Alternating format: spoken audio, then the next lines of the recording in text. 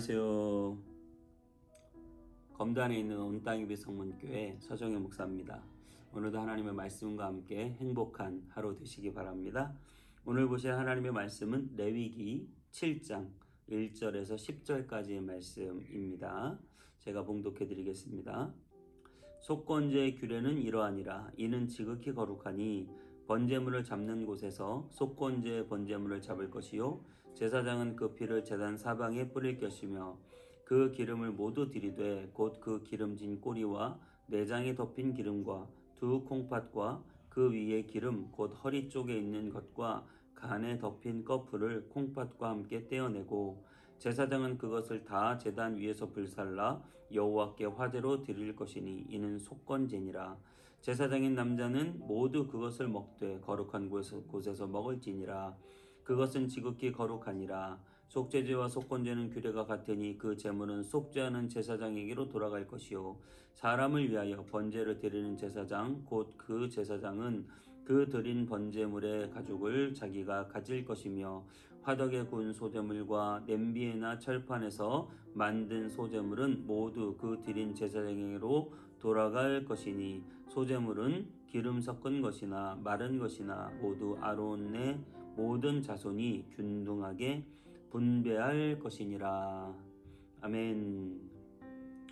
여러분, 오늘은 속죄제와 속건제에서 나오는 제물, 그 고기를 또 소제로 드린 그런 구운 떡들, 기름 섞인 떡들을 어떻게 할 것인지에 대해서 규례가 나와 있습니다. 특별히 그 모든 제물과 또 소제물들, 떡들을 제사장의 몫으로 돌린다라고 합니다.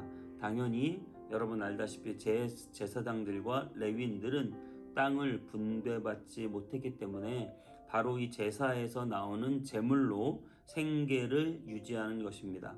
쉽게 말해서 성도들이 드린 헌금으로 그리고 목회자가 생활을 유지한다라고 볼 수 있습니다. 여러분, 우리가 성경에서 말하는 구체적인 헌금 11조에 대한 구절은 특별히 말라기에서 나오는데요. 제가 말라기 3장 8절에서 10절까지 한번 읽어드리겠습니다. 사람이 어찌 하나님의 것을 도둑질하겠느냐? 그러나 너희는 나의 것을 도둑질하고도 말하기를 우리가 어떻게 주의 것을 도둑질하였나이까 하는도다. 이는 곧 11조와 봉헌물이라. 너희 곧 온 나라가 나의 것을 도둑질하였으므로 너희가 저주를 받았느니라. 만군의 여호와가 이르노라. 너희는 온전한 11조를 창고에 들여 나의 집에 양식이 있게 하고 그것으로 나를 시험하여 내가 하늘 문을 열고 너희에게 복을 쌓을 것이 없도록 붙지 아니하나 보라. 그렇습니다, 여러분. 오늘 이 말라기서에서는 하나님의 것을 도둑질한다 라고 표현을 했고요.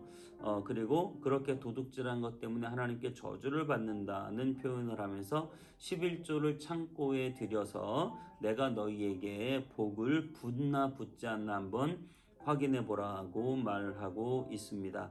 하나님 앞에 11조에 대한 헌금에 대한 설교를 할 때 굉장히 대표적인 그런 말씀으로 볼 수 있는데요. 우리는 때로는 어떤 설교에서는 이 성경 구절을 통해서 11조 안 내면 도둑놈이고 11조를 안 내면 저주를 받고 이렇게 약간 협박적으로 설교를 할 수도 있겠습니다. 오늘 본문은 사실 꼭 11조에 대한 이야기만 하는 것이 아니고 말라기 1장부터 4장까지 찬찬히 성경 전체를 읽어보면 하나님을 배반하고 우상을 섬기며 세상으로 나간 많은 사람들에 대한 비판, 그리고 그런 제사장들에 대한 비판, 그런 유대인들에 대한 비판들이 많이 나오고 있고요. 그 중에 대표적인 이 11조를 딱 집어서 너희가 정말 기본으로 해야 되는 이것도 하지 않으면서 어떻게 하나님의 말씀을 따른다고 할 수 있느냐라고 이 11조를 들어서 책망하는 것이죠. 그래서 우리가 꼭 이 말씀을 11조로 꼭 해야 된다, 이러한 의미로 받아들이기보다 하나님의 말씀대로 잘 살고 그 말씀의 기본인 것이 바로 11조다라는 개념으로 여러분들이 좀 받아들였으면 좋겠습니다. 11조는 10분의 1이라고 하는 개념이 있습니다. 그런데 여러분 10의 1이라고 하는 것의 이 1은 첫 것의 개념도 있다고 합니다. 그러니까 첫 것은 그 뒤 나오는 전체의 대표성이죠. 우리가 첫 열매를 하나님께 드리는 것은 이 뒤에 모든 것이 다 하나님의 것인데 그 중에 첫 번째를 대표로 하나님께 드린 것입니다. 그러니까 10분의 1이라는 산술적인 개념보다 첫 것이라는 대표성에 우리가 좀 생각을 해볼 필요가 있다는 것이죠. 그러니까 10의 1조를 드린다고 해서 10의 1조는 내 하나님께 딱 드리고 나머지 10의 9조는 다 내 마음대로 쓴다, 그것이 아니고요. 10의 1조를 대표적으로 하나님께 드리면서 나머지 10의 9조를 하나님의 뜻 안에서 사용한다, 이렇게 생각해 보는 것이 좋을 것 같습니다. 여러분, 모든 것이 다 하나님의 것입니다. 그렇기 때문에 우리는 모든 것을 하나님의 뜻 안에서 감사하고 충성하며 쓰고, 그리고 그 감사와 충성의 표시로 10의 1조를 드린다고 볼 수 있습니다. 다른 성경 구절에 11조에 대해서 이렇게 나오고 있습니다. 민수기 18장 24절은 이스라엘 자손이 여호와께 거제로 드리는 11조를 레위인에게 기업으로 주었으므로 내가 그들에 대하여 말하기를 이스라엘 자손 중에 기업이 없을 것이라 하였노라. 신명기 14장 22절은 이렇게 말합니다. 너희는 마땅히 매년 토지 소산의 11조를 드릴 것이며, 마태복음 23장 23절은 이렇게 말하고 있습니다. 화했을진저 외식하는 서기관과 바리새인들이여, 너희가 박하와 회당과 근치의 11조는 드리되 율법에 더 중한 바 정의와 긍휼과 믿음은 버렸도다. 그러나 이것도 행하고 저것도 버리지 말아야 할 것이니라. 그렇습니다. 오늘 예수님의 이 마태복음 23장 말씀에 비추어 생각해 보면 11조를 드리긴 드리되 이것보다 더 중요한 것은 바로 정의와 긍휼과 믿음이다 라고 하는 것이죠. 11조도 우리가 하나님 앞에 어떤 공포와 저주와 이런 것 때문에 드리는 것이 아니라 정말 이 정의와 긍휼의 관점에서, 믿음의 관점에서 10의 1조를 드리는 것이죠. 그래서 10의 1조를 통해서 가난한 자들을 구제하고, 10의 1조를 통해서 목회자가 생활을 하고, 10의 1조를 통해서 나머지 10의 9가 다 하나님의 것임을 인정하는 그런 정의와 긍휼과 믿음의 정신을 가지고 있으면서, 이 정신도 가지고 또 저것도 버리지 말아야 된다라고 말하고 있는 것입니다. 우리나라 전통에서 보면 우리나라 일제시대에 조선 예수교 장로의 전통에서 선교사들이 와서 교회를 세우고 신학교를 세우면서 11조를 하기로 결의를 한 바가 있습니다. 그 11조를 통해서 여러분 6.25 전쟁 때, 지금도 우크라이나가 전쟁을 하고 있는데요. 우크라이나가 전쟁하면 선교사들이 다 본국으로 돌아갑니다. 역시 마찬가지로 6.25 전쟁 때도 우리 교회를 돕던 선교사들이 전부 다 철수를 해버렸습니다. 그런데도 불구하고 여러분, 교회가 여전히 존재하고 살아남을 수 있는 이유는 바로 그 11조 정신이 있었기 때문에 교회는 자강하고 스스로 유지할 수 있었습니다. 그래서 교회의 자강과 그리고 지속 가능할 수 있는 이유는 바로 성도들의 11조 때문이라고 볼 수 있습니다. 교회는 국가에서 세금으로 운영하는 것이 아니고, 교회는 스스로 국가의 통제를 받지 않고 스스로 유지하며 사회에 큰 공헌을 하는 그런 기관이 되는 것입니다. 그런데요, 이러한 어떤 11조의 어떤 긍정적인 의미에도 불구하고 이것을 너무 율법적으로 억압하고 그것을 또 너무 도둑이라고 또 이렇게 저주하는 것은 성경 해석상 우리가 조금 지양해야 되는 그런 것이라고 생각합니다. 어쨌든 여러분, 구약의 11조는 두 가지 필요해서 나왔습니다. 하나는 종교적인 부분이고 다른 하나는 구제에 관한 일입니다. 자, 레위기 14장 27절에서 29절까지 제가 읽어드리겠습니다. 내 성읍에 거주하는 레위인은 너희 중에 분깃이나 기업이 없는 자이니 또한 저버리지 말지니라. 매 3년 끝에 그의 소산의 10분의 1을 다 내어 내 성읍에 저축하여 너희 중에 분깃이나 기업이 없는 레위인과 내 성중에 거류하는 객과 및 고아와 과부들이 먹고 배부르게 하라. 그리하면 내 하나님 여호와께서 내 손으로 하는 범사에 내게 복을 주시리라. 아멘. 그렇습니다, 여러분. 오늘 이 신명기 14장 말씀처럼 이 10의 1조 하나님께 드려진 이 예물을 통해서 레위인이 모든 지파가 11지파가 땅을 분배받았지만 레위인이 땅을 받지 못했기 때문에 그 레위인을 위해서 쓰는 용도로 종교적인 일을 수행합니다. 그리고 우리가 29절에 신명기 14장 29절의 말씀처럼 성중에 거류하는 객이나 고아, 과부들이 먹지 못하기 때문에 그들을 배부르게 하기 위해서, 즉 구제의 일을 하기 위해서 과부와 고아와 외국인과 갑작스런 재난을 당한 먹을 것이 필요한 사람들을 위해서 이 11조가 사용되었다라고 하는 사실입니다. 그래서 정말 이 고대 사회 11조는 어떻게 보면 구제 역할을 하기 때문에 그 당시에 경제 정의를 실천한다고 볼 수 있어요. 지금으로 따지면 복지의 사각지대에 있는 사람에게 뭐 이렇게 기본적인 그런 쓸 수 있는, 먹고 살 수 있는 정도의 생활을 보장해주는 그런 일이겠죠.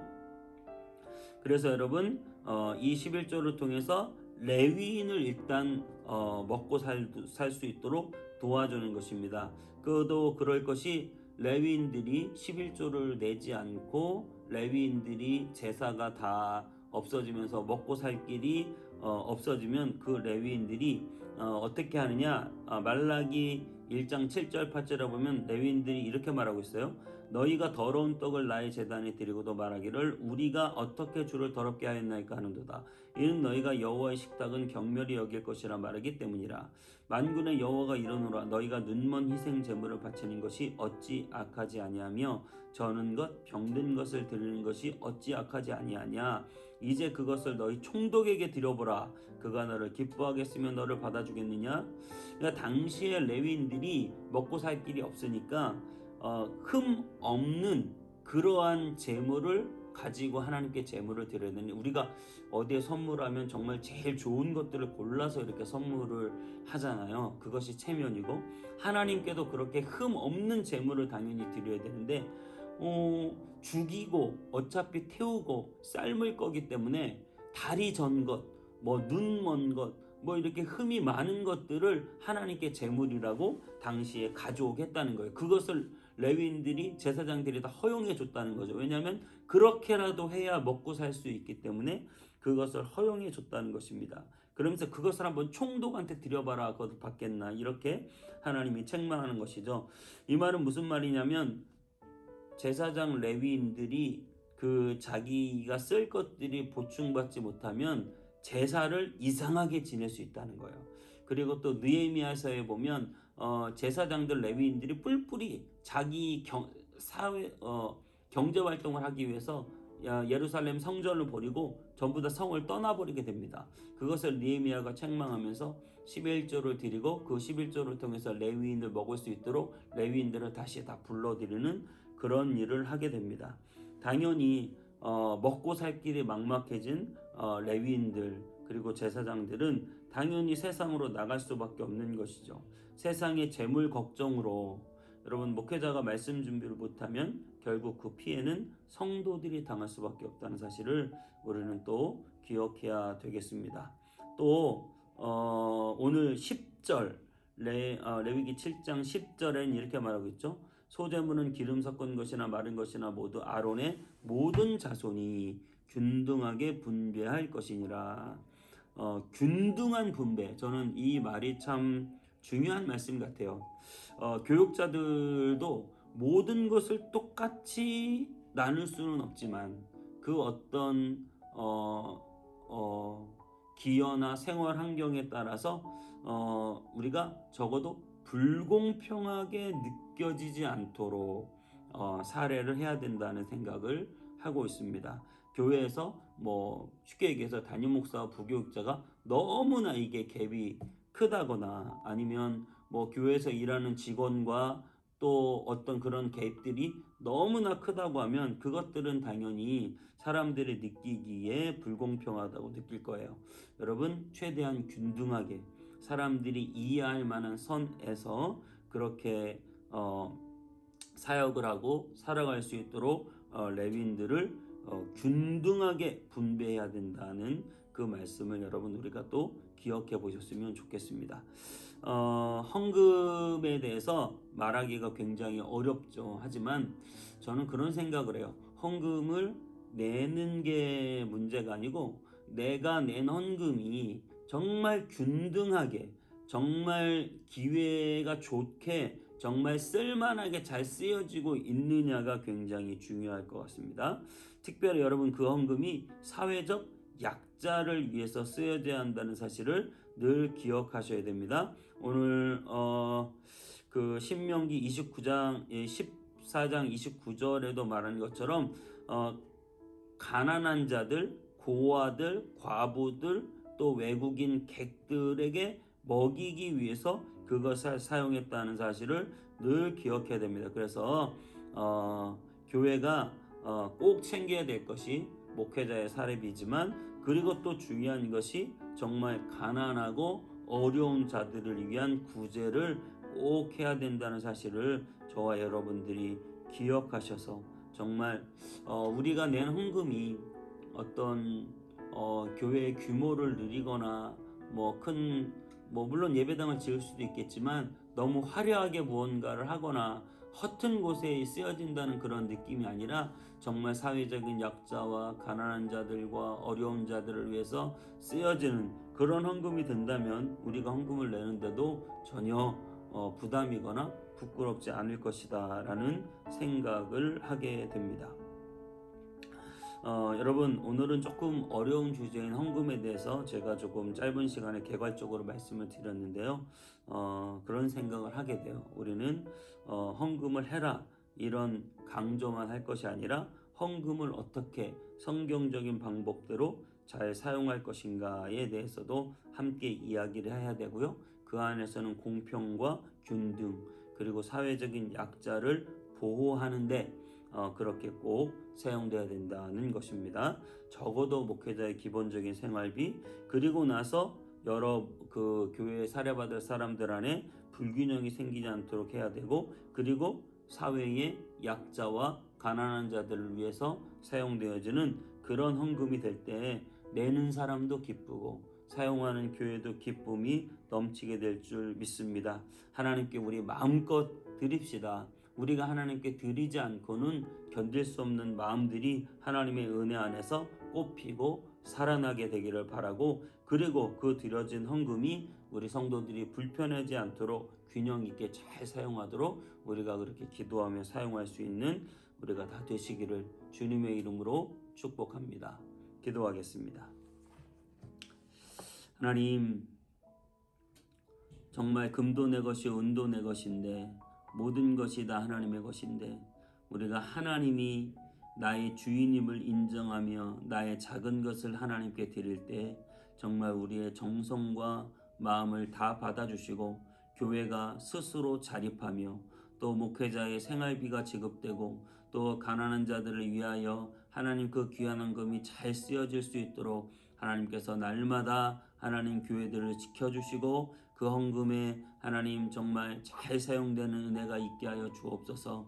하나님, 주님께서 은혜 내려주셔서 하나님 교회가 하나님이여 정말 물질적으로도 어려움 당하지 않게 하여 주시고, 또한 교회가 하나님의 물질을 균형 있게 잘 사용할 수 있도록 주님이 지혜와 명철과 하나님 선한 마음을 허락하여 주시옵소서. 하나님, 우리에게 정말 많은 물질 얻는 능력 허락하셔서 하나님의 선한 사역, 교회 개척과 또 세계 선교와 또 가난한 자들과 어려운 자들을 위해 돕는 사역에 하나님 우리가 마음껏 쓰여지는 우리의 물질이 될 수 있도록 우리에게 또한 물질 얻는 능력을 허락하여 주시옵소서. 주님께 감사드리고 예수님의 이름으로 기도하옵나이다. 아멘.